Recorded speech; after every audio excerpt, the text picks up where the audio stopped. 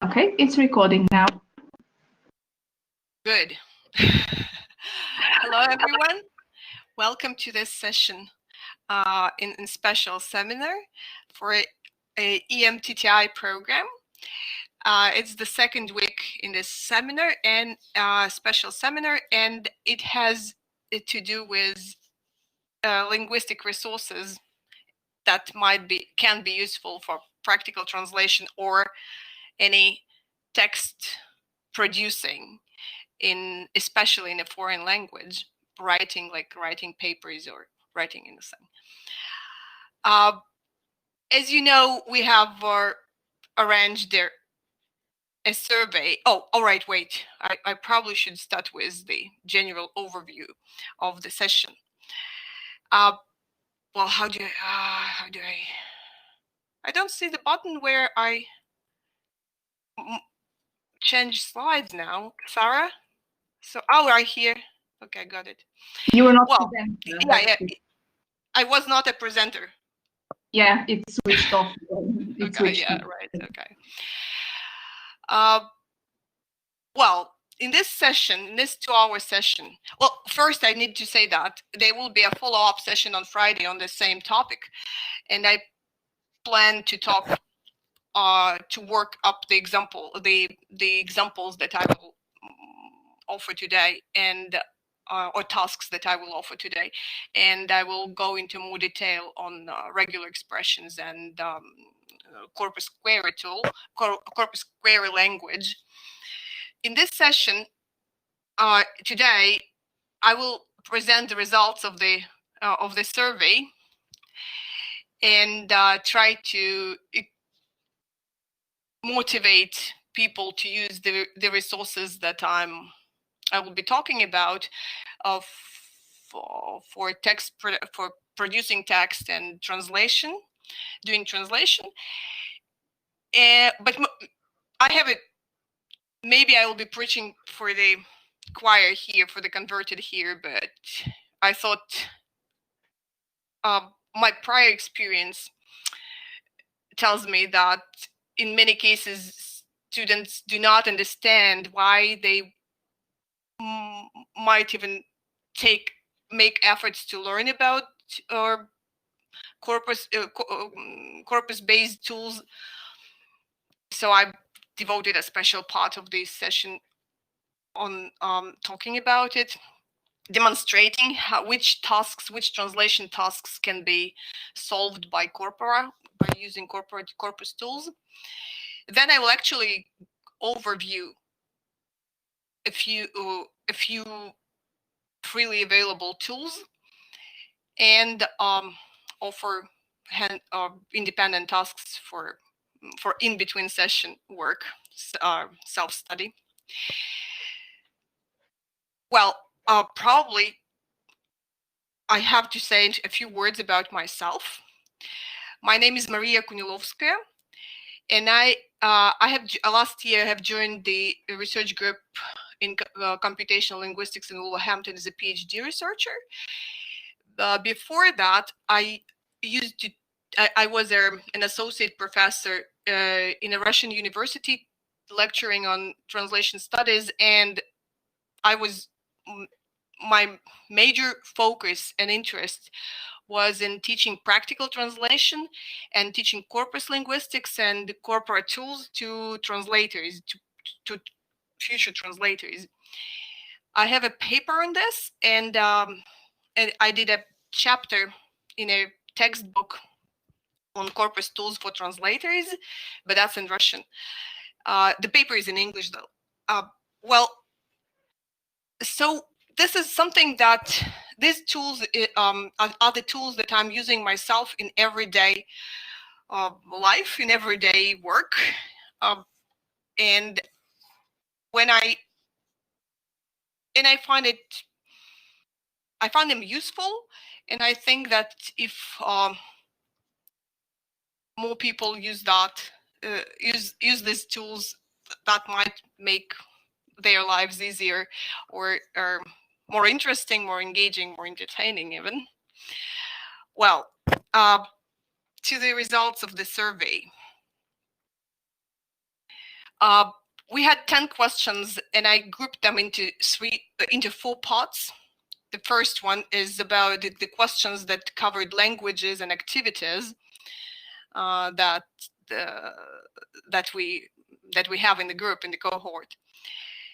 It turned out that from many of 2/3 of us, and actually this profile that is demonstrated in this in the results of the survey coincides with my own characteristics pretty much. So I prefer to use we because because it's like I fall with the majority in many cases. So for 2/3 of us, English is not our mother tongue, and at the same time, we are translating into English into many. It's here, right? So many of us have to translate not in their mother tongue, but in English into a foreign language, and also more than half of the people taking the survey ticked writing in a foreign language as their major occupation, as their major activity, professional language activity. So then the languages that are in this cohort, we have 14 other languages other than English in this group, and some of them are shared by 5 or 3 or 2 students, but many are we have many unique languages, like not other people do not speak that. And when asked about which stage, which phase of translation process is more challenging, most people say that it is generating the translation variants or editing or choosing between the translation variants that are challenging. And this is exactly where Corpora can help. Then speaking about tools used for translation, available tools, online tools used for translation, I specifically did not ask about cut tools because it's not what this session is about. But more than 60% of respondents named dictionaries, especially, or rather bilingual resources, bilingual dictionaries or parallel corpora as their first resort, which is understandable.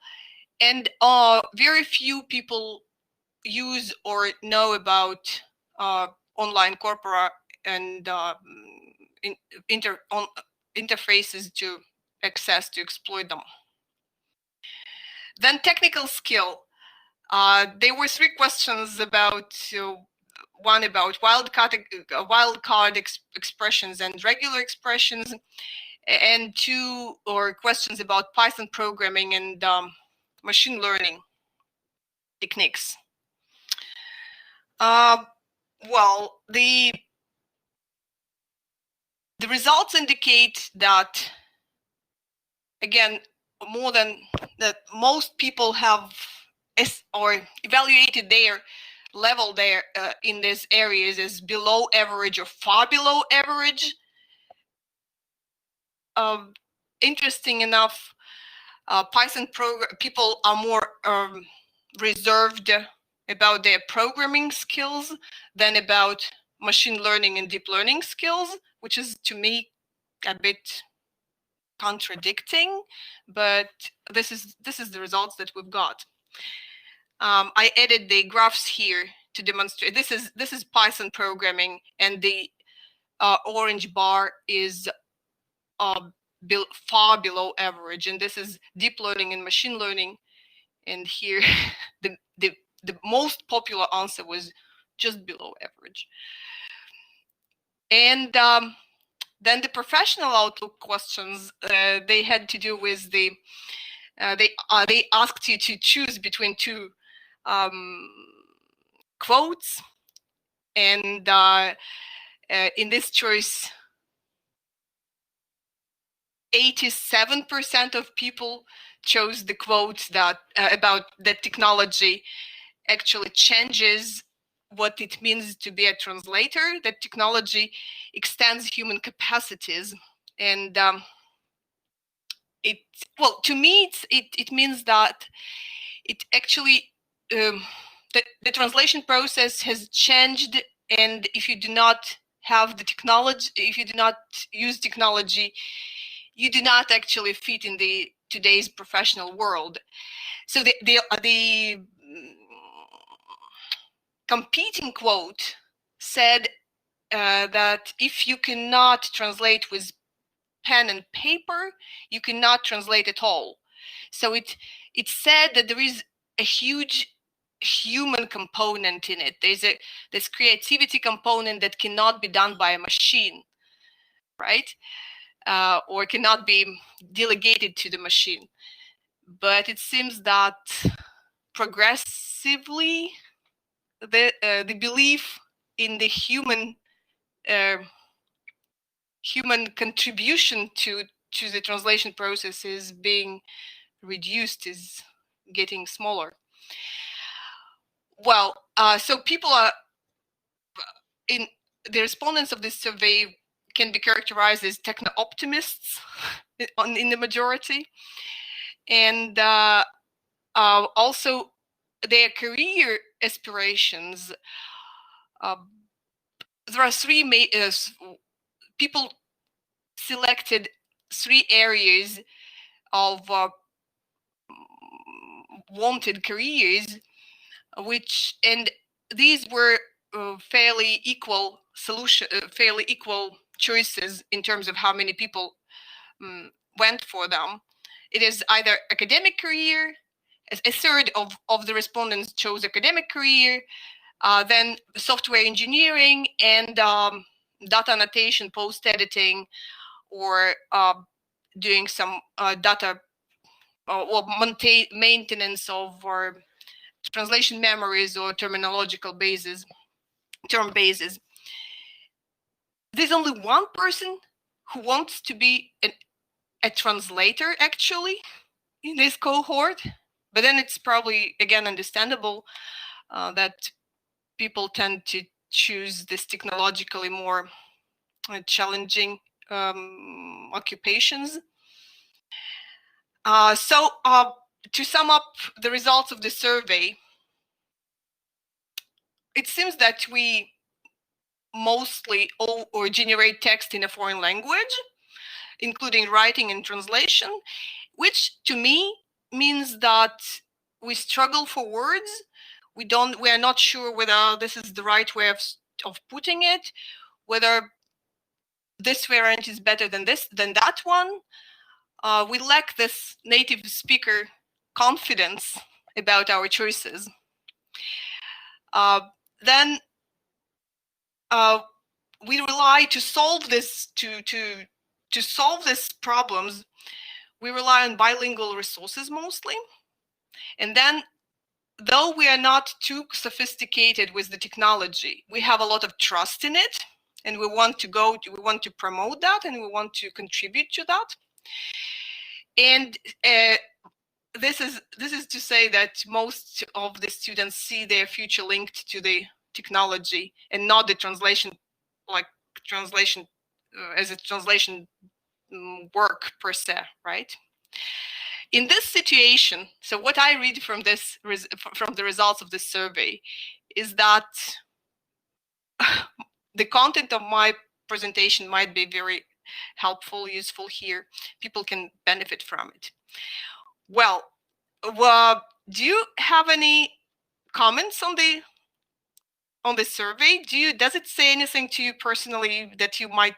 Do you have any reactions to this that you might want to share? Please feel free to unmute yourselves or type your questions into the chat box and I'll read it aloud. Don't be shy. I thought that would be interesting to people because that describes them, right? This is about... Yeah. Yes, people are typing, so let's give it a minute. All right, yeah, I can see the chat now. I had quite a few... Oh, sorry. Ooh. Yeah. Sorry. I don't want to be fiddling with the mouse now, right? So if you Okay, so we've got a comment from Chris. I wouldn't describe myself so much as a techno-optimist, as I feel I have no choice in the matter when it comes to using CAT tools, translation technology, etc. Yes. Okay. What is I was wondering what reservations do people have about CAT tools? It's just that it. What is it, Chris? That. I suppose I'll unmute. For one thing, for one thing, they can be particularly helpful. From my own experience, particularly with dealing with technical content, very repetitive content, it does help to have fuzzy matches and things that speed up the translation process, undoubtedly. On the other hand, sometimes it feels very much, as translators, you still have this feeling that machines are taking our jobs, and they're sort of because a lot of what we do now is post-editing, we get paid lower rates for that. So there is that sort of dual thing. It can be a help, but it also can feel like a hindrance, and it can feel like it's changing the nature of the profession quite a bit. So that's why I have reservations about it still, but I understand that it's sort of a necessity, and that's why I picked that quote, essentially. But do you agree that when you deal with technical content, when you deal with repetitive content, obviously it makes sense to use CAT tools, but is there anything? Again, if 90% of what we translate is repetitive, then okay, technology is okay, right? But then there is this there are like mass media text. You cannot translate that in a CAT tool, can you? It depends on the media text again, but it can still help in some cases, particularly with referring to dictionaries and other resources, term bases, if you're looking at a topic. But yeah, it is very different translating media text in a CAT tool than it is to translating, say, a technical manual. So yeah, it can depend. But yeah, you're right. But is there anything? I will talk about it later. But is there a translation competence that cannot be taken over by a machine? Is there anything to know about translation but CAT tools? That's my question. I suppose I still feel there's a lot of human aspects to translation. It's a lot of decision making, and although machines have undoubtedly gotten better at making these decisions, like there is still, sometimes it feels like there's a lot of choice, and I feel like humans are still better at making those choices when it comes down to it. So I don't feel that CAT tools can automate everything completely at the moment, but there still has to be some kind of human decision making involved. There's a lot of taking context into account as well, and machines can't necessarily do that. They struggle a lot with context when it comes to translation. So yeah, I feel there is still a value of having a human translator look at things rather than have everything automated. Yeah, thanks. If I may add quickly, so I work on machine translation, so this debate of machine taking over our job, I hear that for many years, and I fully understand it. There is a bit of frustration, but would you say that this frustration comes mainly because end users, translators are kept aside of development? They're not necessarily involved in the development of such tools. And by default, it's like, this is a tool, use it. Trust me, it's going to improve your productivity, and that's it. Or is it something else?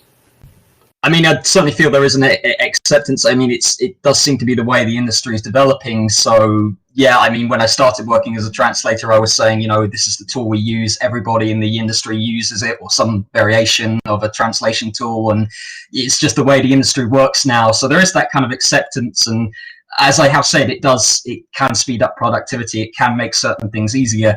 I think there is that kind of acceptance that that's the way the industry is going. Yeah. So yeah, I guess so. Yeah.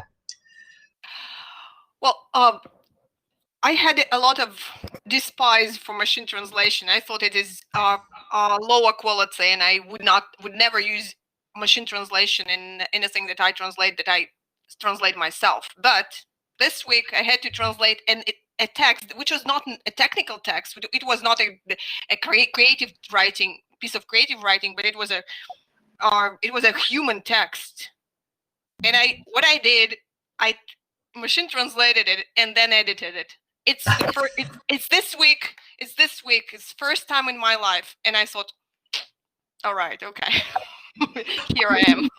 It does make sense sometimes. I mean, yeah, if you need to get content out quickly and you need to, post editing, it's a skill that's, being used more and more often. And yeah, I can see there are times when you definitely want to do that. Yeah.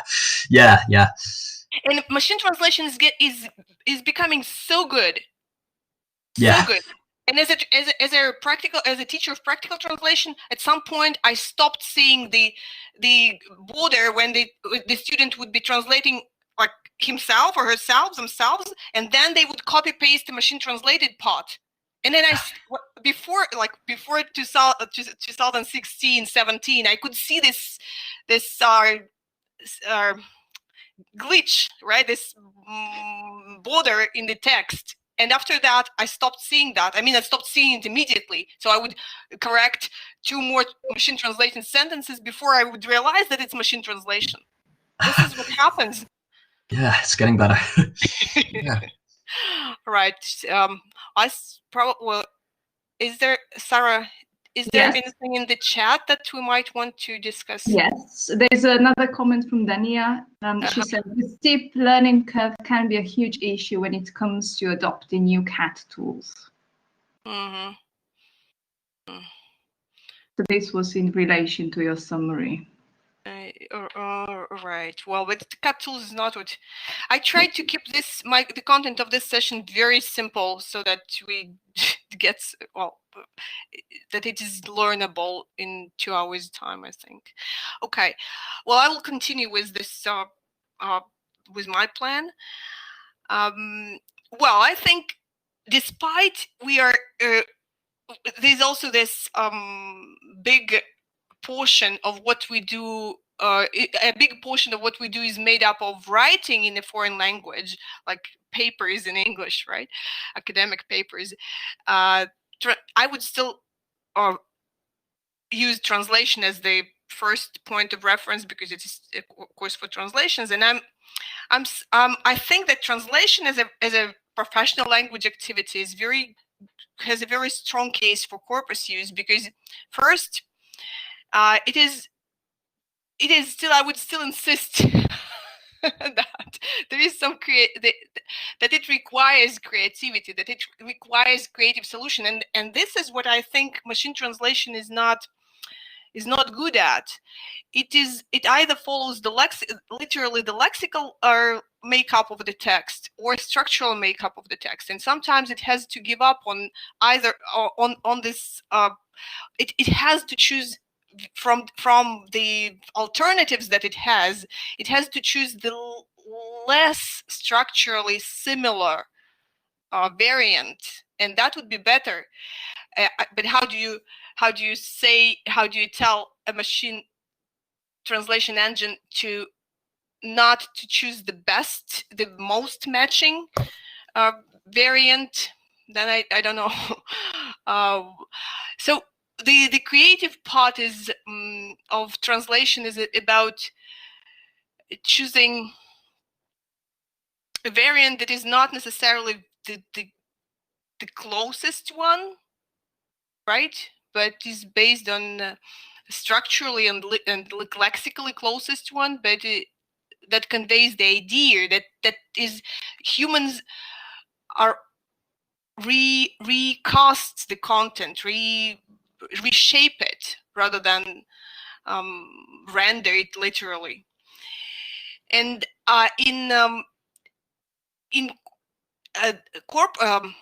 reading a concordance for an anchor word for a node, you can see those different structures and different options of saying it, and this can inspire a better, less literal solution to a translation problem. Then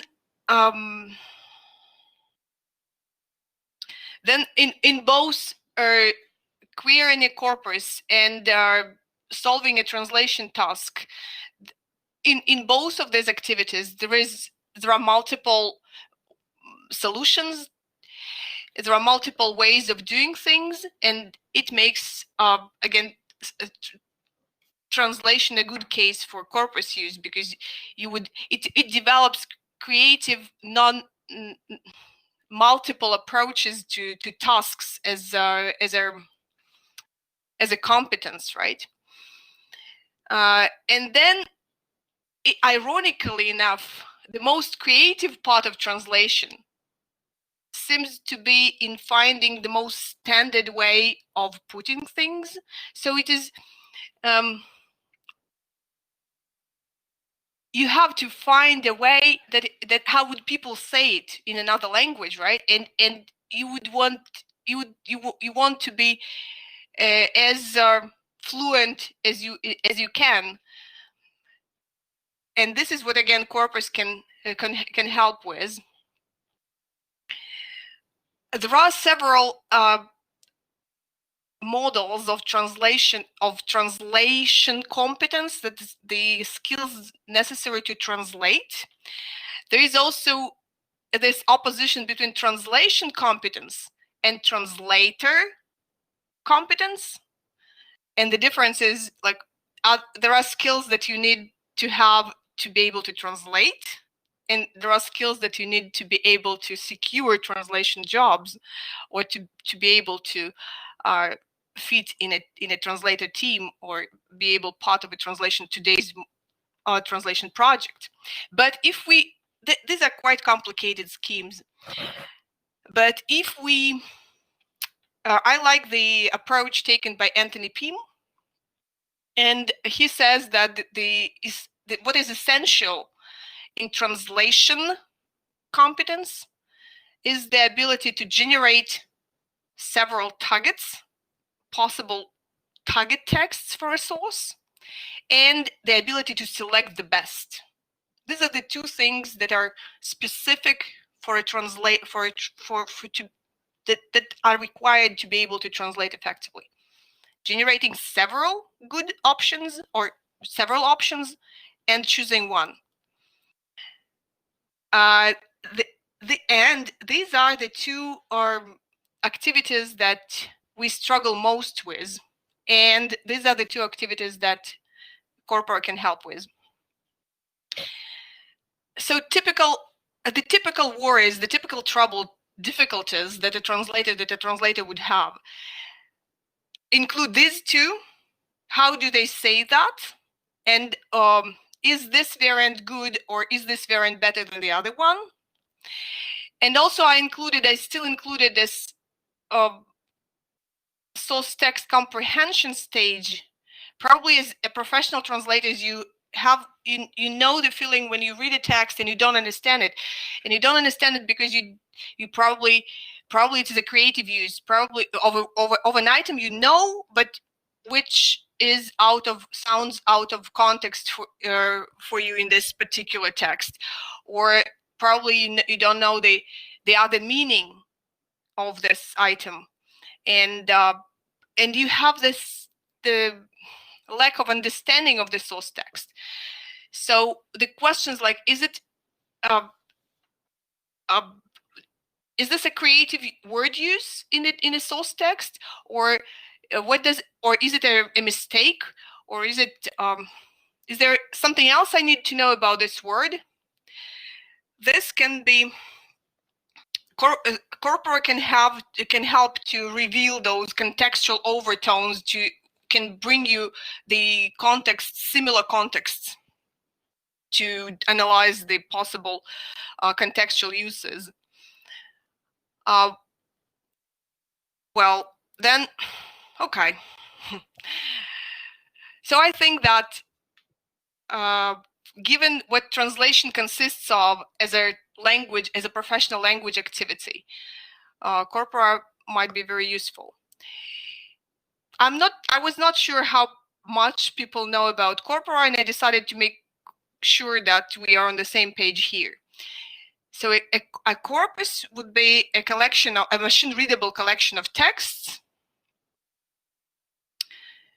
which has a definite and known size to be able to This is important to be able to assess the frequency of items in a corpus. And usually you would know the origin of the texts included in the corpus, and you would know what communicative purpose they were produced with. So what sort of why they were written, what genre genre characteristics they have. It is not necessarily the case with web corpora, and this is one of the limitations of these resources. But in a corpus linguistics textbooks, they usually give this for characteristics of a corpus. And the fourth one is that usually a corpus would have a linguistic annotation, at least at the part of speech level, and it is important then to know which tag set was used to exploit this corpus. That under the hood, the corpus would look like this. This is a post tag annotated corpus, and the tags can be for querying the corpus. You need to know which tags are used, right? Exactly. It can be, I think this is a 3-tagger tag set, and for Russian it would be quite different. For a different language it would be a different tag set. In some corpora they use universal tag sets that are the same for all languages, which is quite handy but has its limitations too, understandably. Then the corpus that the genres or the content of the corpus, the type of the corpus that you're using is important for the result interpretation. And you preferably it's good that when you know what corpus you're using to get your answers. And speaking of the types of corpora, they usually distinguish between balanced corpora, where you have like corpus of contemporary American English, where there are sections of corpus of known genre makeup, of known composition in terms of genre. You can perform your queries on fiction or on mass media text or in journals or on academic texts, and they are tagged.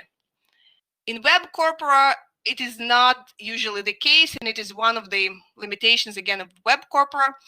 But now they're, at least sometimes they tag, or they have released a new or geotagged common crawl, where they include, for each language, they include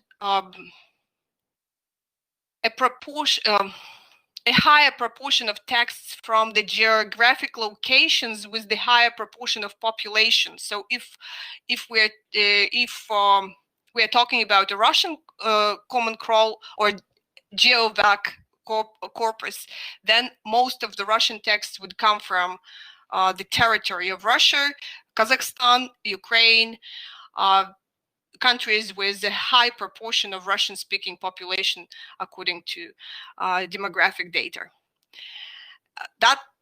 This is a bit that might be interesting and might be cleaner way of presenting national languages in a web crawl corpora. Well, then another important distinction in terms of types of corpora is online corpora or desktop corpora for download, with the ones that you might query with your own tools or desktop tools like EndConc, or corpora that you can access via online interfaces. I'm in this session I'm talking only about online interfaces. And also the third important opposition is between monolingual and parallel corpora, and I'm talking about monolingual corpora today. Well, right. So to go into more detail on what kind of questions a corpus can answer, I've prepared a list of seven use cases with examples so that we can switch from blah, blah, blah to some practical tasks. First, I find it useful to compare frequency of corresponding lexical items to avoid the so-called frequency calcs. You're probably aware that in translation, the frequencies of some items are unnaturally higher than in non-translated text. For example, for English Russian, you would see a higher frequency of citizen or inhabitant or population in a text translated from Russian into English, because these items are statistically more often used in the non-translated Russian than in non-translated English. So it would signal to a translator to avoid overusing them, right? Then there's a problem with recognizing cliches and set phrases. For example, my students had problems recognizing a rain check as their set phrase, and they would translate a phrase like that. Can I take a rain check on that? They would refer to actual weather forecasts if it's not raining or something. So they would not just recognize it as a set phrase. Or here's another occasion of set phrase not recognized, or discourse practice not recognized, right? The traditional census is dying, and a good thing too. And a good thing too. This is a phrase which means and it's for the good, right? And it's good that it's dying. But the translation says that everything that it actually is translated to the contrary. It gives the contrary meaning. It says that everything that's good is dying too, which is a distortion. And if a translator looked it up, I'm not sure it can be looked up in a dictionary, actually, right? So you need to refer to a collection of texts or to a language, right? To a language competence to understand how these items are used, these phrases are used. Then checking lexical combinability, whether a direct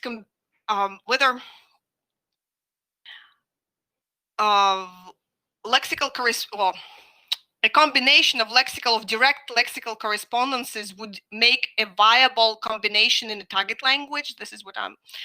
For example, again, this Russian phrase means not windy tunnel, not straight tunnel, windy tunnel, especially tunnel that is made windy with on purpose for entertainment, to be interesting. And the translation says a flowery tunnel, like it is obviously a wrong combination, because flower they can be a flowery expression. I think they mixed up two things: flowery expression, which is windy, which is not which is elaborate, right? Well, you can say elaborate tunnel, probably elaborate tunnel. Can you say that? Do you? Hey, other native speakers of English, elaborate tunnel, how does it sound? Not common. I mean, you could probably get away with it in the context. If we knew the context was whining, it might make sense, but it's not. I wouldn't say it was common. Yeah, this is what I found in the corpus, actually, elaborate tunnel. But yeah, well, you would say something else, right? Or books in covers that are that are matching, actually, right? Matching covers, books that have the same covers. But the correct way would be to say matching covers.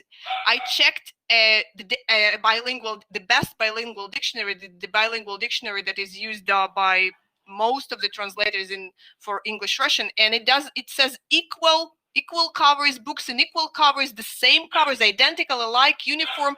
There's no matching in there, right? But you can get this answer from the corpus.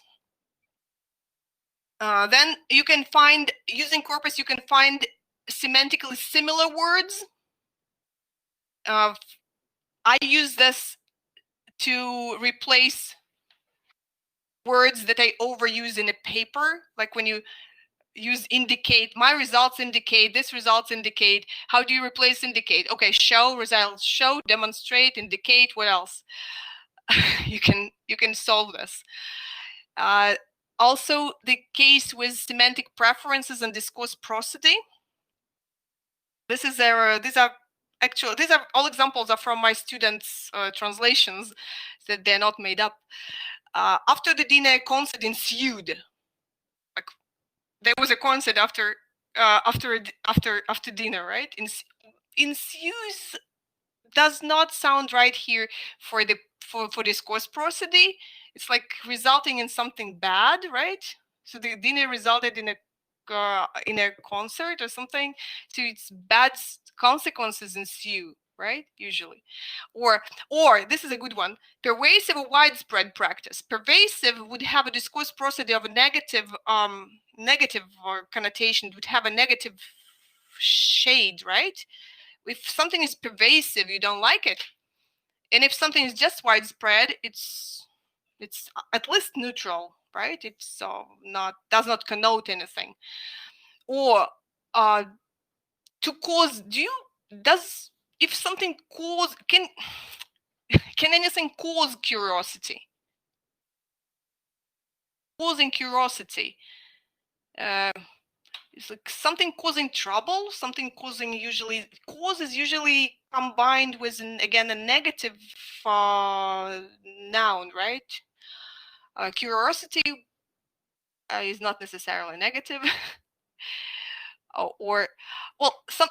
These are semantic preferences and discourse prosody, which are usually not reflected in the dictionaries. And all right, moving on. Then corpora are good, especially specialized corpora when you have collections of texts in a domain or in a genre that you're working with.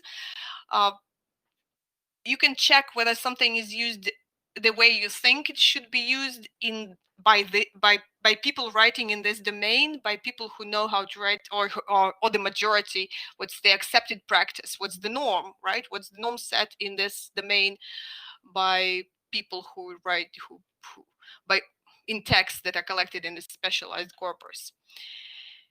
And then revealing grammatical patterns and constructions. I usually struggle with prepositions and determiners. I check it all the time. Like, what is it challenging for you or to you? Something is challenging to you or for you. What's or do you receive messages on the phone or at the phone or in the phone? I don't know. My interest to something or in something. Compared to or with or against something. It's compared, a non-native speaker would usually have doubts about that. And you would struggle with getting answers from Google searches and just dictionaries to these answers. So I recommend corpus-based tools for that. We can have a break here if we have time. Sarah, if you follow, do you think it is wise? Because I'll be moving to actually the tools now. And if we want to have a break now, it's probably the good point to have one. We can ask the students, but maybe it would be nice to have like a 5-minute break, comfort break, if anyone wants to go to the loo or something like that, or grab a cup of coffee or tea. Yeah, all right. So let's have a 5-minute break now before I actually go to describing the tools. And do you want them to download your slides in the meantime? Yeah, right. Yeah, Okay. that would be good, because now we will start clicking links, and I would suggest shadowing what I do in your browser. Okay, so guys, if you go to Canvas, to modules, you'll see that Maria's basically uploaded her slides as a PDF. So please go to modules, download the slides so that you can access all the links and do the practical bit of this session. Okay, shall we pause the recording for now? All right, okay. Yes, probably. I would prefer if you do, please. Okay, it's recording again. All right, all right. So welcome back from the coffee break. We have 2 minutes ago, we had 14 people back, according to the poll. And now I suggest that we try the first simple tool that has actually one button. But you can derive a lot of information from it to answer those questions that I've mentioned before. The reason I'm including these two first simple tools is not necessarily for you to use them,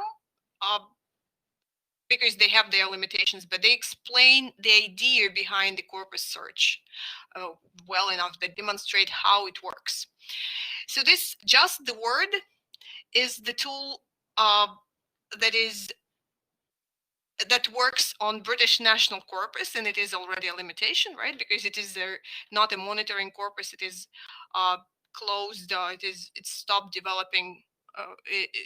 They stopped developing it in 1992, and it is very small, so it would not have any hits for selfie or new modern words. But for training again reasons, it's good to have a look at it. If you click on these buttons here, Just the Word, in my slides, if you download it down, you should be able to go to the page in your browser. And I will try to do it this time. So I would need to share my screen now, right?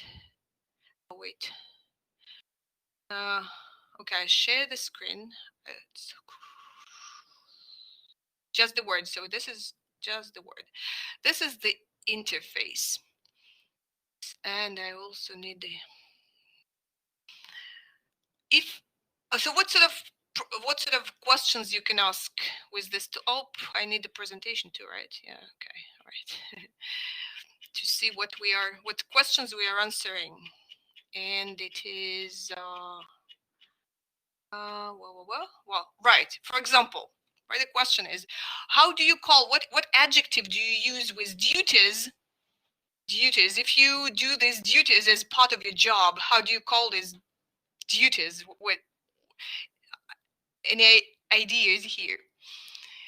Well, I have the answer. So in Russian, it is quite a different word from English.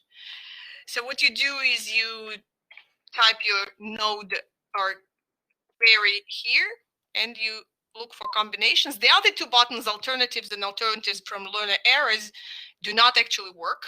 So, and they have never worked.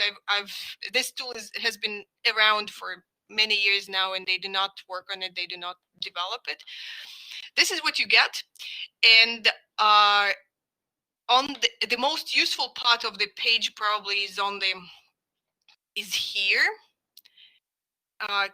Can you see my screen and my cursor where I'm showing? Yes, we can see it. Oh, great. So this is the list of lexicogrammatical patterns that are built for the word duty. It is verb which takes duty as an object, like to carry out duty, and we are interested in adjective duty. What sort of duties can there be? So you go it brings you, it is the content of the page actually, right? It's the interactive content of the page. And you go to adjective duty, this pattern, and look through the combinations of duty with adjectives are clustered according to clustered semantically, and you can see what sort of duties are found in British National Corpus. The green bar against each combination shows the strengths of the collocation. Is the it's not the strengths of the collocation, I think it is the frequency.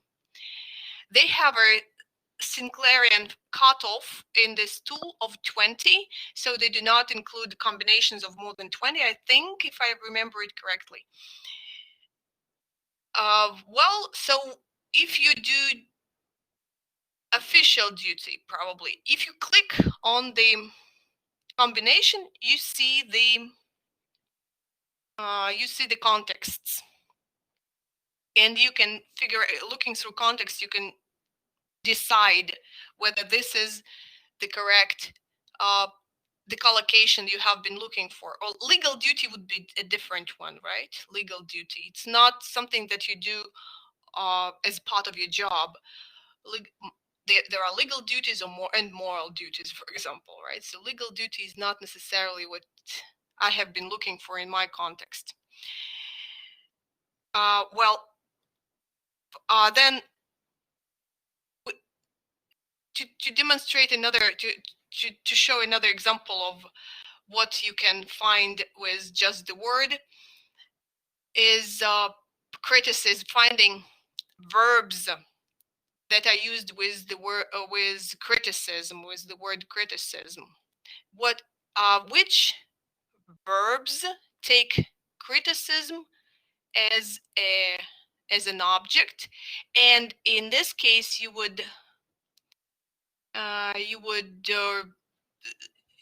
you need to know what is the subject of the sentence. If you are looking for the cluster where the subject of the sentence is the thing criticized, like something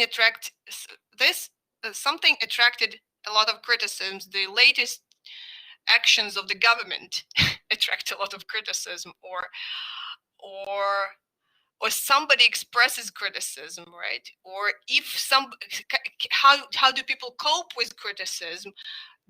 They usually either accept or receive criticism, right? Or something receives criticism. It's not necessarily a person. Something receive criticism, like an act, like something that is criticized. Let's see. Oh, it's like attracting criticism. It's not that you receive, like accept criticism, right? Not in that case. So it's probably the clustering mechanism didn't work right. And there's also an unclustered cellar here where you can fish for things that might fit your context, right? This is just the word. You can use it to check combinability. Like my students say, to implement a job. I don't think implement would appear with the job. Or engage, an engaging activity is interesting to try and search in this tool, because let's do it. Engaging activity. What do you have any hunches here? What you would see? Is there? Well, the question is there such a combination as engaging activity? Is it a legal or valid English combination? Engaging activity in British National Corpus. Last time I checked, you can engage in an activity, right? But there's no such thing as engaging activity. I think engaging activity. Oops. All right, sorry. Engaging activity. Well, last time I checked, there was no such thing. And this is probably speakers, this combination is very new. It is very, we will see it later in this session that it has just appeared in the after the British National Corpus was already closed for. Okay. The next, oh, right, all right. I wanted to probably explain what this is. If your source text speaks about growth, in meaning that it is on a big scale. It is our Mogn is a lexical parameter from meaning text theory by Milchuk. So if growth is like big growth, very much growth, how do you, which adjective do you use? Like, phew, gross. Let's see.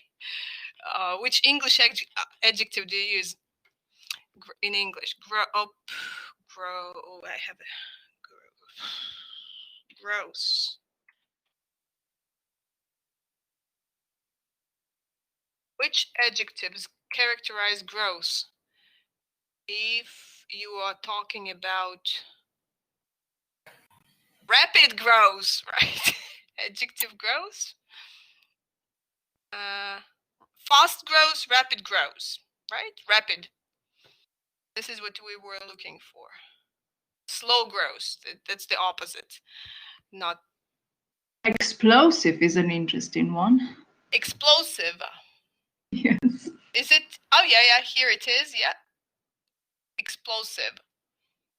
Right. Explosive growth. That can be a good option, right? When you fumble for words, when you don't know what to use, and if you want to be more creative, or like not excessively so, but to an extent, this tool can be useful and quick, and there's only one button in it. It's very simple. Well, the next tool that I want to show is stop sharing this one, and I do what? And I'm here, right? The next one is Skel. This has 3 buttons, and but it's basically the same, except it is based on an English web corpus, which is 1 billion words. So it is a gigaword corpus, and it has. They claim that they have that it is a corpus, meaning that they have implemented all the noise filtering, deduplication, and all the corpus building procedures in it. Well,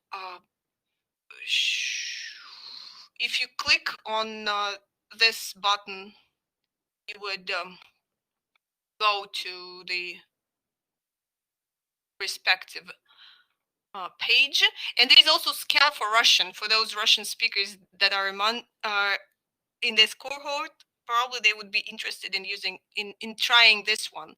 I'm not aware of any of Skel for other languages except for English and Russian. Okay, Skel.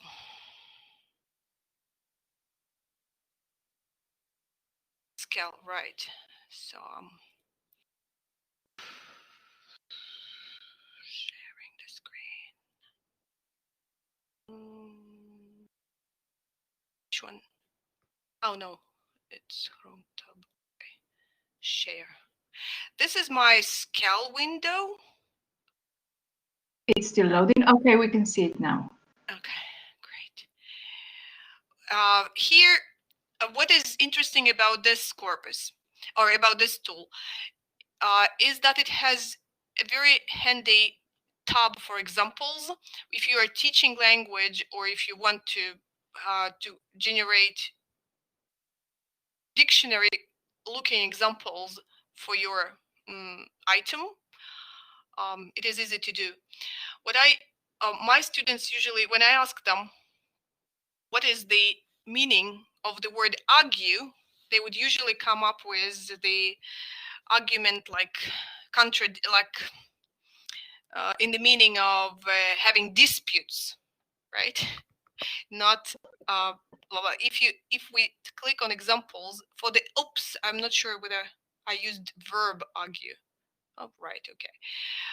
The proponents argue zero risk is pointless. Argue meaning they support the idea, support the point, right? Argue in that meaning. And argue, it looks like argue in this meaning is more often used in this corpus, judging by examples. You can, the word, so we, and as you can see, the examples are very handy and dictionary looking like. They're short, they are context independent. They are also filtered for any offensive language, which is handy. If you click at word sketch, you would see the same lexicogrammatical patterns as we have seen in just the word on the right hand side, but they're maybe more, well, they're presented in a different way. They are more human readable. Subjects of argue. These are subjects of argue. Who usually argues? Critics, scholars, historians, proponents argue typically, or objects of argue. You argue what? You argue a case, a merit, a point. You argue a point. Well, modifiers. How do you argue? You argue convincingly, persuasively, forcefully, passionately, strongly. I strongly argue for corpus use in translation. This is how you use it, right? Argue or disagree. Okay, so this is a word sketch. And then what I like about Scala, what I use about Scala, I do not use examples and word sketch too much, but similar words. This is a tool where you can get synonyms to replace those overused items in your writing or in your translation. There's a handy word cloud here, which gives you the words that are found in the same contexts as argue. They're not necessarily synonyms in the linguistic sense of the word. They are words used in the same contexts.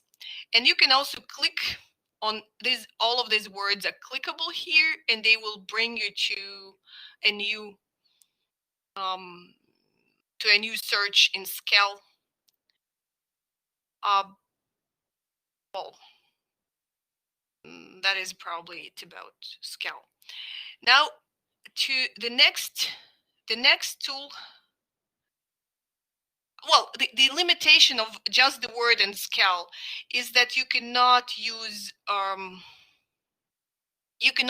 phrase search here. You cannot search for phrases, but both of them use lemmatization, I think, and you can select, and in Scala you can select whether you want to use spike, for example. Spike can be a noun or a verb, right?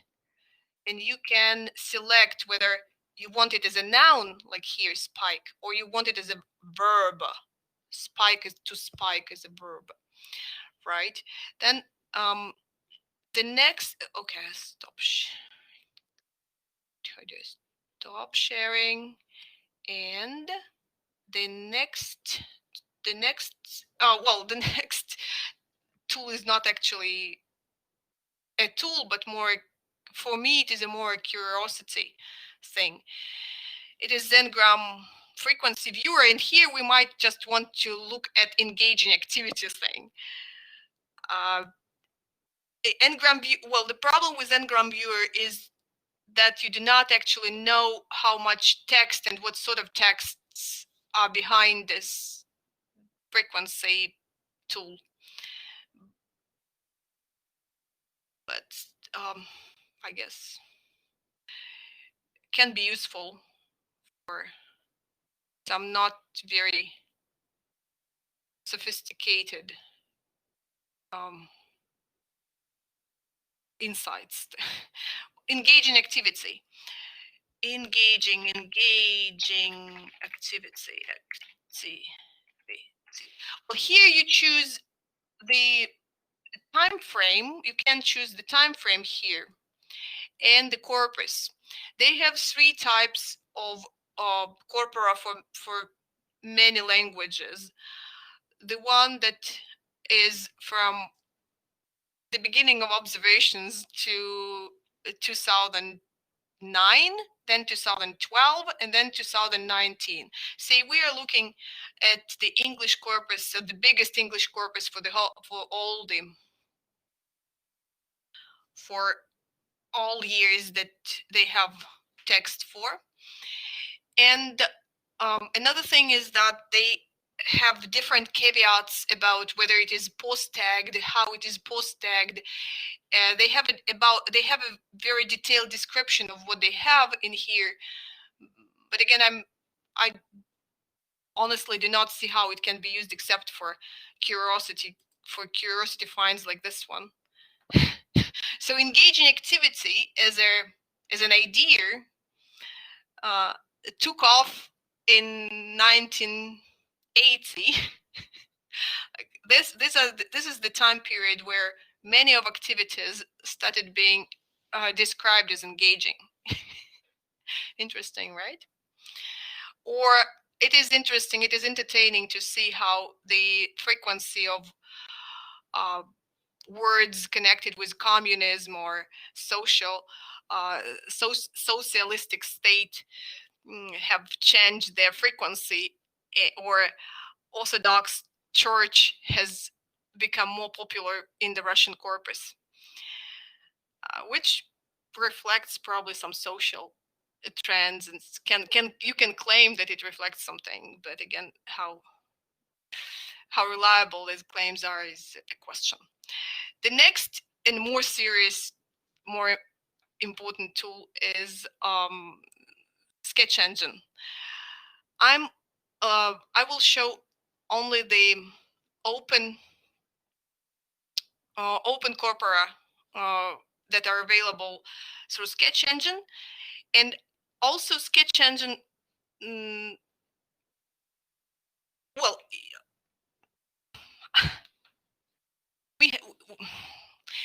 we do have the institutional license for Sketch Engine, and under this license you can create your own corpora, and you can do research based on your own texts via Sketch Engine. But it's not what I do, or what I think is viable to do for the purposes of this presentation, for the purposes of this session. What I actually do is I use Association of Computational Linguistics ontology reference corpus to check my word choices in the papers that I write. I think that is important, and it is also an example of a special corpus being used for producing text in a language that I have doubts about. Well, how do I? All right. If you can click on this button here, you would go to the corpus selector page. Oh, you would go to institutional login page, but they have a. Oh, I need to share the screen. Wait.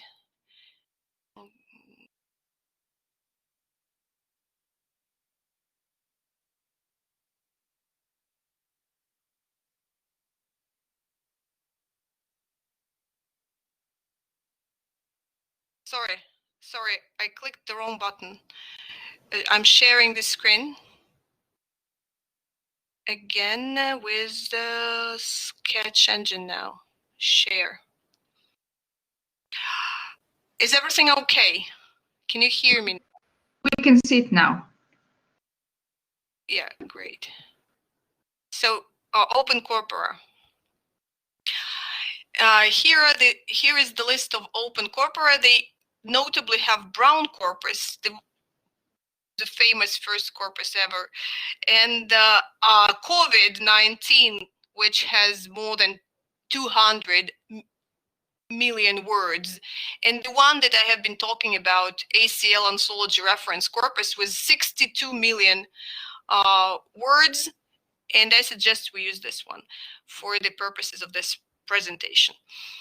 They have several, as you can see, they have several functions here. But again, for my purposes, for just checking my word use, I use concordance tool and probably word sketch difference sometimes. The thing is that in Sketch Engine and in No Sketch Engine, which is a mirror technology, but which does not require any license, they have very sophisticated concordance or filtering and sorting tools. So if I'm not engaged in lexicographic research, I do not actually use anything except for concordance. Well, let's see what. Well, the first real life question that I had recently is how you spell disfluency. Does it spell through I in the first syllable or Y? I tried to find out about the semantic difference, if any, but say I'm not. I still do not know which to prefer, and I want to rely on frequency in this corpus, right? So it is this basic, simple search. Here in the left hand corner, you would see the frequency is, and you want to remember the frequency per million. It's 845 now. Well, so if you try this, what is the preferred spelling?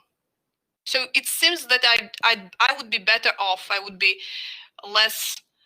I would be more conventional if I use I, right? Because this one, instead of 8, it has 0.28. While Googling and watching videos on the difference did not tell me much, honestly. Then say I wanted to. I struggled with choosing a determiner in a phrase like for the given cohort, like for a given or for the given. I understand that it depends on the context, but again, in statistical, I want to look at contexts that are there in this corpus, right? Let's try to find out which determiner is used before given when given is followed by a noun. To build this query, you go to advanced concordance. Probably I want to check whether people are able to follow this. Let me. Yes, yeah, well, yeah, all right. Thank you. So I probably would not take the time to make the poll, or shall I? Let me try the polling function again. The question is, are you able to follow? It's a yes or no question.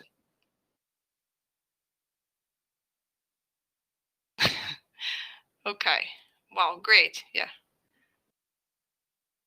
Okay. Thank you. Thank you. So I will continue then. Again, we are trying to understand which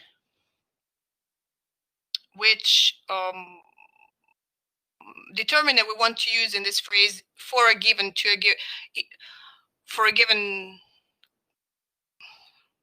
time frame or something. Sarah? Well, again, sorry. Okay, it is given. So we would use a simple query type here. Use the word form and filter context on part of speech context to include a noun, given something, a given noun within one word to the to the right. So we are building a concordance now. Go.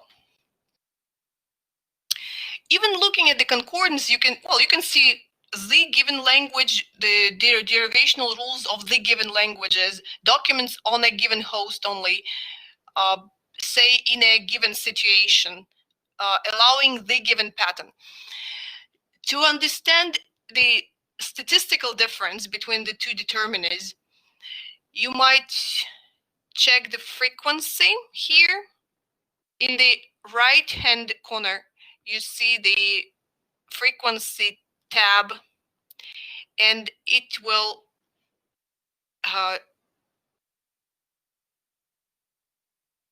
return the frequency list for the first, I think for the first word to the left for this query. Overwhelmingly, it looks like they say a given something, though the definite determiner is used, but it is 4 times less common. These contexts are less common. All right, this is what I can find, what I can see here. Let's see frequency. I want just to check whether if you click on I'm doing the frequency thing again. If you click on the advanced, you can choose the position for which you want the frequency list. I think this is what was done by default, but yeah, right. But you can actually willfully select which position you want your frequencies for.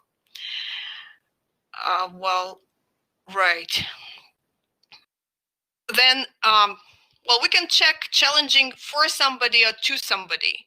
Or I struggle with this preposition with at par, on a par with in 3.5 in my exercise section. Well, challenging for or to somebody. Let's try and do it again. So according to this corpus, is it challenging for you or to you? What's your guess? Simple, challenging. It is challenging. Let's think how to build a concordance here. You select lemma. It is a verb, right? Oh no, it's not a verb, is it? Challenging. Do you think it would be a verb? Will be an adjective probably. Well, you need to guess, right? Whether challenging will be tagged as a participle and as a verb then, or as an adjective, challenging for you or to you. It is a challenge for me. Okay, let's try challenge then. Challenging, right? If you think it's an adjective, it is tagged as an adjective, then it is challenging for you. And just to save time, you can limit your search for prepositions. Or even you can actually, if you have a choice, right, you can actually use lemma context. You can select for or two. Oh, you can use, actually you can use any, right? Right. Part of speech, any. Challenging, then it is lemma, challenge. Just use simple and use challenging, and then you'll get any word that's challenging, really. You mean like no, that? so you can just write challenging, and in the query type you select simple instead of lemma. Yeah, because the thing is, and something we should maybe flag up, is that this will depend on the corpus, on the text set, and what the researchers did, because in some annotation schemes, challenging might actually be processed as a verb, because any ing form will be a verb, whereas maybe in another annotation scheme, it will be annotated as an adjective. I think most likely it's going to be a verb because of, simplicity. It's easier for POS tagging, I think. But do you suggest we then it should be challenge, not challenging, right? Because any part of speech, and we go for lemma. No, because then you'll have challenges. You'll get a lot of lines with challenges. So what you want to do is just, because you're interested in the form, right? So then challenging. Mm-hmm. Yeah. Right. And we list. And simple in the query type. Yeah. Simple. Yeah. Oh, right. Okay. Like I said, in translation and in using corpora, there are many ways of doing the same thing, right? And it's interesting. Oops, there's something wrong. Challenging. All of, okay, yeah. Any.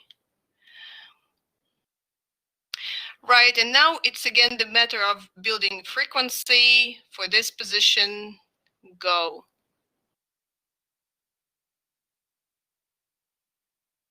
Equal. It can be okay.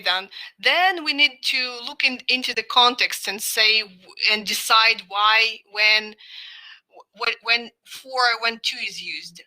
Challenging to right. So it's challenging to summarize, challenging to create. So that challenging, we should have limited it with the noun after 2 and 4, right? To get what we actually want. How do we do that? That's a challenge. CQL. CQL, but it's not. I did not plan to do that right at this moment. Yeah, so it's a complex query. Yeah, right. Yeah, okay. Let's see what we can do with this simple thing. We can. You could use a part of speech. You could go back and you could, I think, filter the concordance by say. So it would probably be L2. L2 should be a noun or something like that. Filtering, yeah. We'll try. So we have realized. I have realized that I've built the concordance without taking into consideration all the factors that I should have. I get too many lines that have 2 as a marker of the infinitive form, which I don't want, and that's why I get this weird statistics for the frequency between 4 and 2. But you need to have the hunt to understand this, right? You need to have the linguistic feeling of something of how it should be. That's interesting. Well, I'm trying to filter this concordance by I would want to filter it by part of speech. Actually, can I do? It looks like I cannot filter it by part of speech, right, Sarah? So I need to. No. You can't do it because you can only use lemma here for filtering.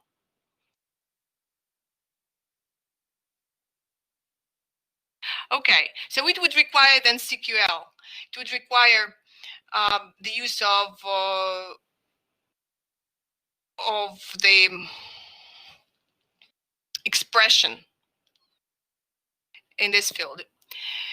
Could you click on filter context and see if it gives you, because in the old Well, yeah, they have the new thing in place now. The problem. All right, let's see. Yeah, back. Oops. Yeah, because I think with the new interface, things are not as easily accessible. No. In the old interface, it was fairly straightforward to define what you want in the left context and the right context and do the stuff. Well, okay. So, but generally, this is the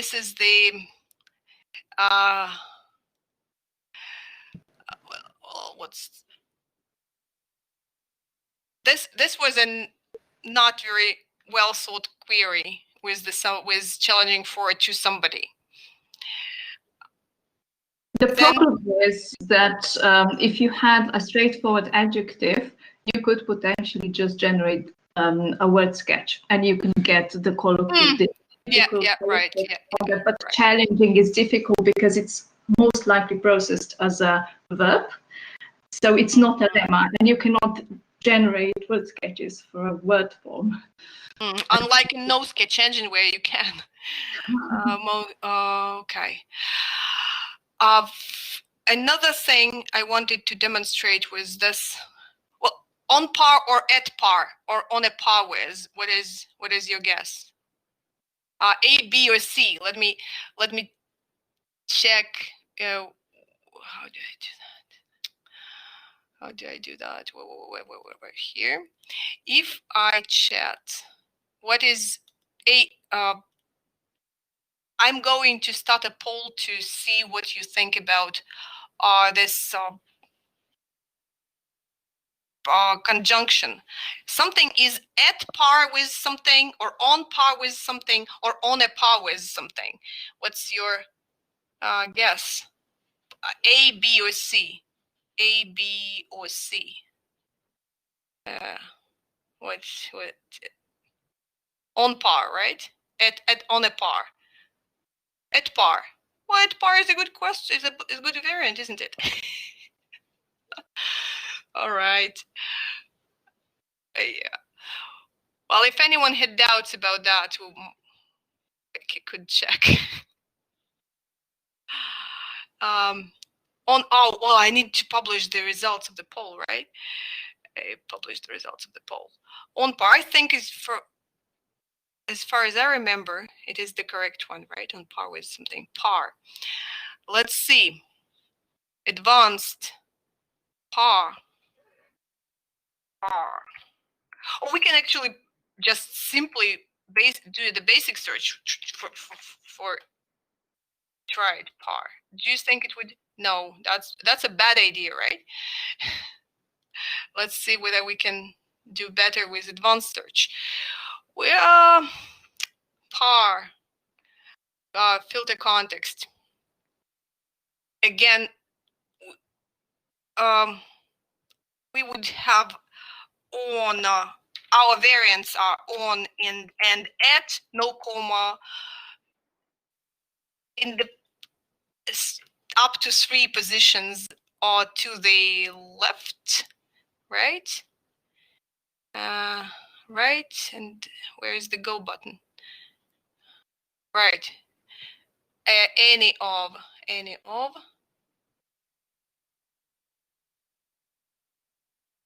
Okay. For some reason, this does not.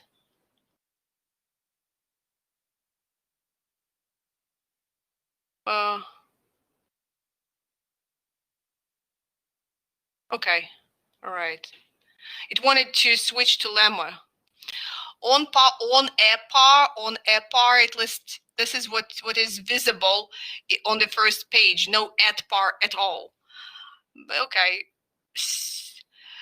Again, filter, advanced. Well,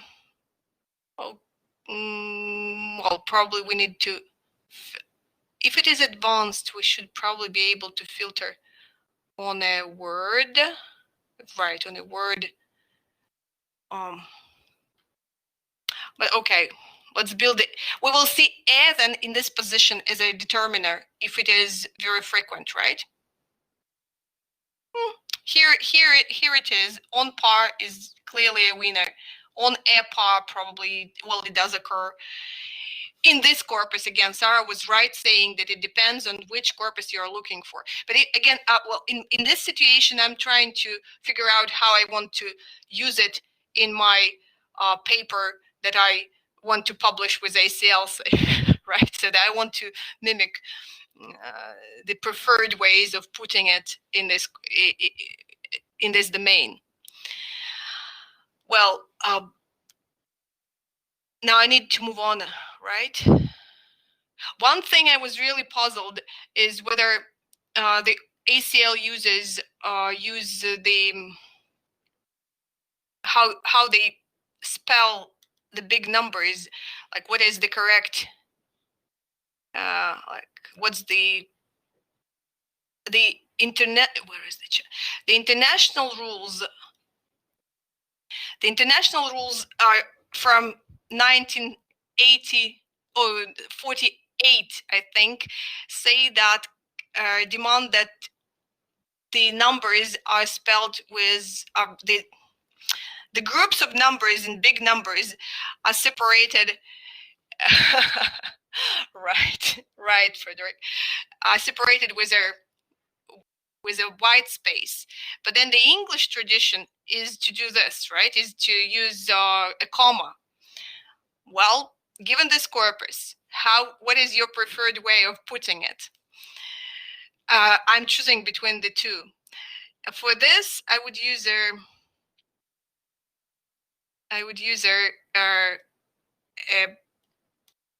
regular expression in the phrase, and this is another field. Where is it? Okay, back. Phrase. If you go to concordance advanced phrase and look for a regular expression which looks for any number in this range followed by a comma. Any number of numbers in this range followed by a comma, followed by again the same thing, and repeated 3 times. This is the fig. How are they called? Brackets, braces. The braces, the number in braces means the number of repetitions of the previous character. And I get 10.72 per million. And if I look for the same with the space instead of a comma, I will get way less hits. So I would prefer to use a comma given the prevailing practice in this corpus, despite that the international rules require something else. Okay. Now, and the last tool I wanted to show today is an alternative for Sketch Engine, for the open corpora of Sketch Engine, and it is no Sketch Engine are set up with Arania family of comparable GigaWord web corpora. It is in the link to it is in slide 21. If you click on it, you get on the guest access page for Arania project. it is developed by Vladimir Benko from Bratislava in Slovakia, and he called this project Aranium, using the Latin for webcob, for webnet, referring to probably, well, I don't know, that the languages, that the corpora for different languages are comparable and create a net, a web. The good thing about this project is that it is available totally free, but you can only, and the corpora come in 3 sizes. You can use 120 million size, minus size, without any registration.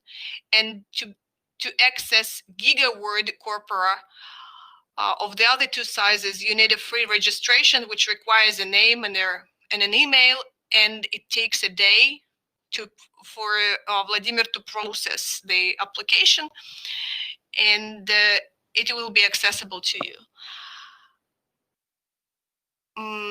The project has 22 languages, if I'm not mistaken, right? And it has corpora for different varieties of languages based on the domains of the web pages which were processed in data collection process. I usually use the biggest, for English, I usually use the biggest Aranium Anglicum corpus of 11 billion words. And for Russian, the Russian corpus is probably the biggest available on the net, freely available on the net. It is almost 20 billion words. I've counted. It is 3. Well, for the Russian language, the War and Peace book by Tolstoy is considered to be the biggest, the most voluminous, biggest one.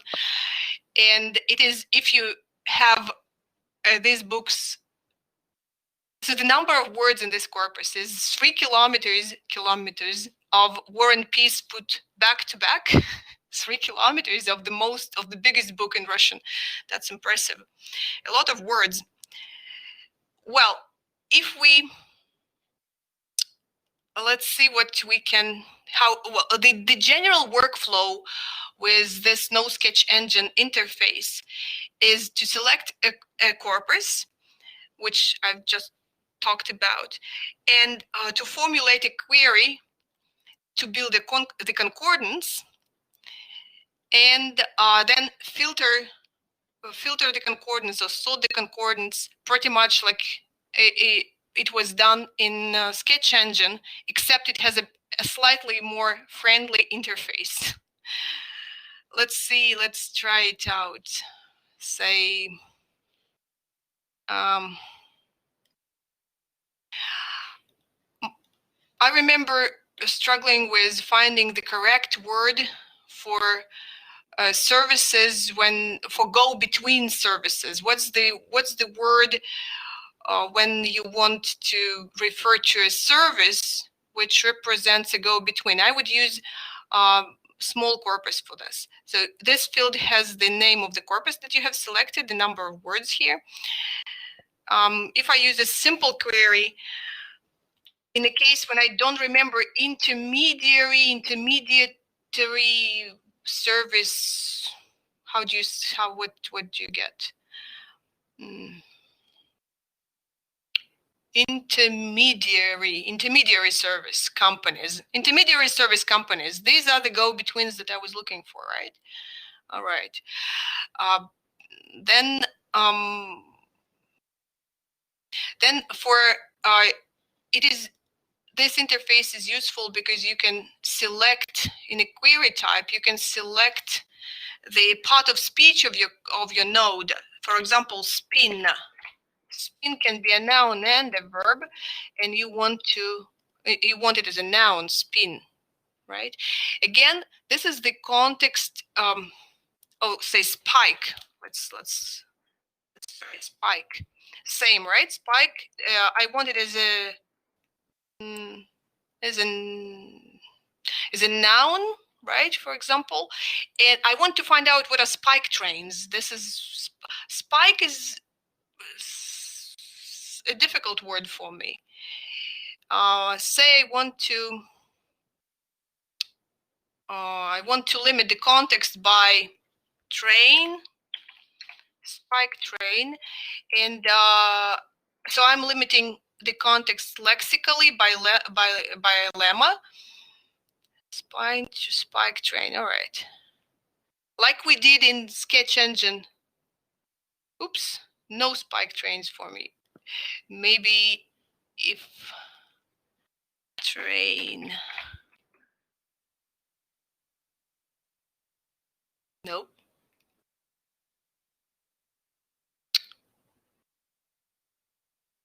Okay. Spike. Well, I don't know what happened to spike trains, but they are obviously not there. Right. Okay. Let's stop being creative and follow the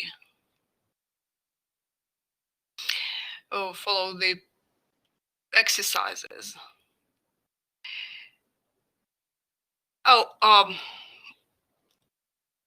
And the other field that it can be useful, and I use a lot, is phrase search. For obviously here you can use engaging activity, but if you want to use a phrase with a comma, when you want to check whether at the same time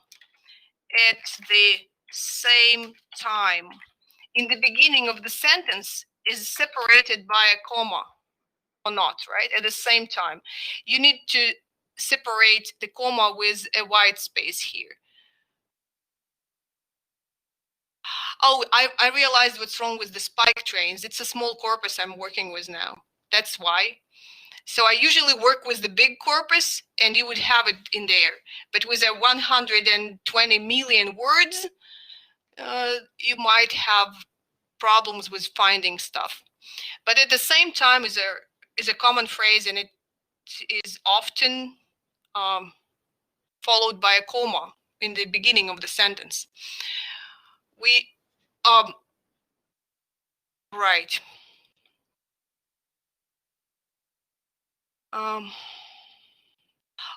And probably the final, I can see that my time is actually up, but the final example I might want to demonstrate to show that it is basically the same as Sketch Engine, but in a different, it looks differently.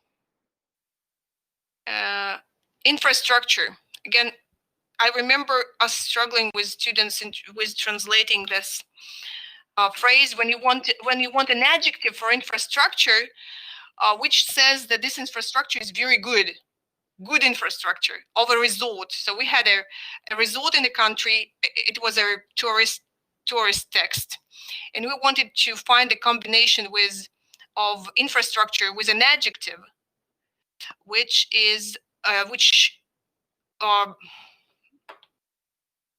praises the infrastructure. So we want an adjective. Again, this is the post filter for context. So we use an adjective to the left at the distance of 1. All adjectives with infrastructure for the distance of 1. Infrastructure is unlikely to be a verb, but okay. Noun. It's a small corpus again, mind you, it's a small corpus. Okay, large, key, public, civilian, critical infrastructure. Filtering frequency is here. It used to be here, right, in Sketch Engine, but here it is in no Sketch Engine, it is here. And it is, to me, it is simpler. Like you select one left of the node of your query, and here you go. Oops, critical. So good infrastructure. How do you want to praise your infrastructure? Social, existing, major, critical, modern infrastructure, excellent infrastructure. This is how you get your choices, right? Adequate infrastructure. Where is crumbling infrastructure? It was, if you compare, well, again, the last thing I'm going to say in this session is that Arania project is good because you can compare. You can compare combinability between languages. If you look for infrastructure in the Russian corpus, at the top of the list of the frequency list, you would see crumbling infrastructure, failing infrastructure, all sorts of things. It looks like infrastructure is usually crumbling and failing, but not adequate and public and existing and social and green and necessary and national in the Russian corpus. Interesting, right? Well, to round up, I think I use corpora, and I think that corpora are useful for. Oh, oops, sorry, I need to stop sharing, right? To go back to the stop.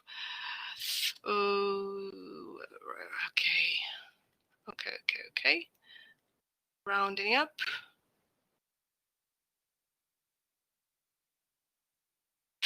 Right. So I tried to show how you can find answers in situations when you don't know how to put something in a target language or in usually a foreign language, and when you have your doubts whether the variant that you've got is valid, whether this is the right preposition to use in this domain, I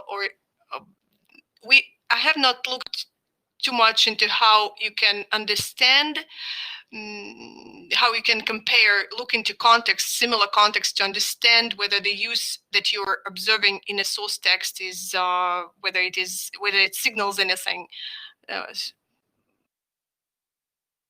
special. But I suggest this as an exercise for independent study. This is a text with a weird, with a strange, I don't know, is a difficult use of this word here, and I suggest using corpora to decipher it. And also there are other exercises here that I suggest that we discuss next time on Friday. Okay.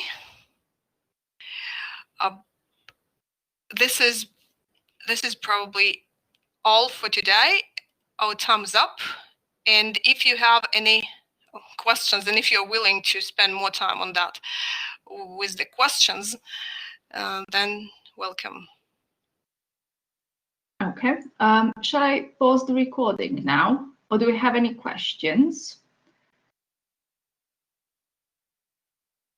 Just a quick note. So on the announcements, I just posted instructions detailing how you can access the Sketch Engine, because we have institution-wide access to it. So please have a look at that. And I've also uploaded a chapter, if anyone is interested, on how to leverage the Sketch Engine for translation, which I happen to write. So if you'd like to have a look at that, please do so. It's just, further reading, nothing else. Okay. All right, thank you.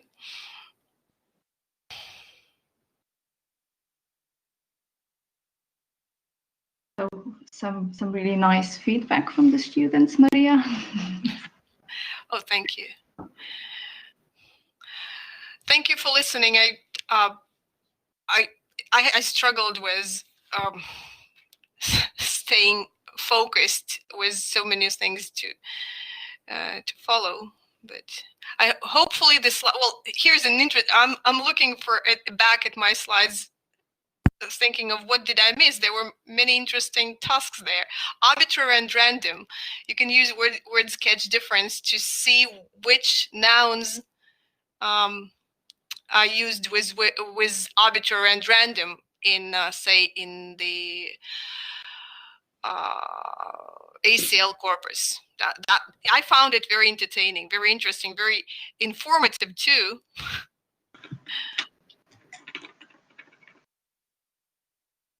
Okay. Are there any Yeah. questions now? Okay. Okay. So I'll just pause the recording now.